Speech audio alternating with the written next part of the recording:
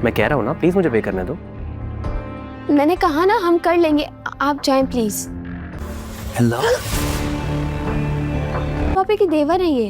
अरे तो जब तुम्हारे रिश्तेदार हैं तो इनसे पैसे ले सकते हैं ना। चाची ना जानबूझ के बीजान को एहसास दिलाते कि आपको उनकी कोई अहमियत नहीं है। आते हैं। चुप रहो। बिल्कुल ठीक कह रही हैं ये। अगर आपने रिश्तेदार मान लिया है, आई एम सो सॉरी।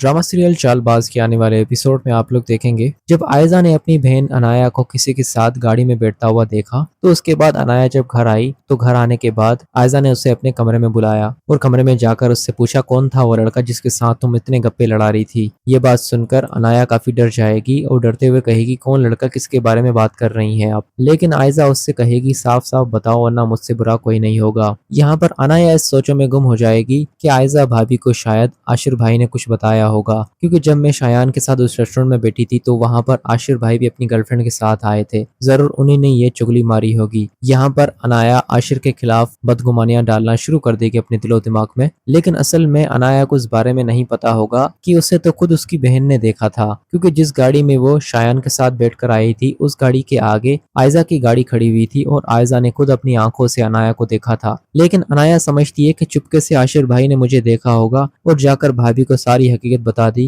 कि मैं किसी लड़के के साथ घूम फिर रही थी। इसी बात पर वो अपनी बहन को तो जैसे जैसे करके बात को टाल देगी और अपनी बहन के सामने अपनी कोई भी गलती नहीं मानेगी कि वो किसी के साथ थी। अपनी बहन से कहेगी आप ही, आपको जरूर कोई गलतफहमी हुई है, मैं किसी के साथ नहीं थी, आपने किसी और को देखा होगा। मैं तो यूनिवर्सिटी गई थी, उसके अलावा मैं कहीं नहीं गई, वहां से सीधा घर ही आई हूँ। लेकिन अपनी बहन को हकीकत बिल्कुल भी नहीं बताएगी और सीधा आशिर को कॉल करेगी और आशिर को अपने घर पर बुलाएगी। आशिर अनाया की कॉल देकर उसकी बातें सुनकर परेशान हो जाएगा और सीधा उसके घर पर आ जाएगा। आशिर आते ही सीधा अनाया के कमरे में चला जाएगा और अनाया उस पर इल्जाम लगाना शुरू कर देगी कि आपको क्या जरूरत है दूसरों की जिंदगी में झांकने की, मैंने कभी आपकी जिंदगी में दखल अंदाजी नहीं की, तो आप मेरी जिंदगी में दखल अंदाजी क्यों कर रही हो। आशिर कहेगा आखिर बात क्या है, तुम मुझे इतनी बातें क्यों सुना रही हो, आखिर बात तो बताओ मैंने किया क्या है। जिस पर अनाया कहेगी मैं किसी के साथ भी घूमूं कुछ भी करूं आपका कुछ नहीं जाए, आपने क्यों मेरी बहन को बताया कि मैं किसी के साथ घूम फिर रही थी। आशिर कहेगा क्या, किसके बारे में बोल रही, तुम किसके साथ घूम फिर रही थी, मैंने तो तुम्हें किसी के साथ घूमते हुए नहीं देखा। लेकिन फिर भी अनाया आशिर को ब्लेम देगी और आशिर को बहुत बातें सुनाएगी, क्योंकि अनाया को तो पूरा शक है आशिर पर कि आशिर नहीं मुझे वहां पर देखा होगा शायान के साथ और उसी नई भाभी को सब कुछ बता दिया है।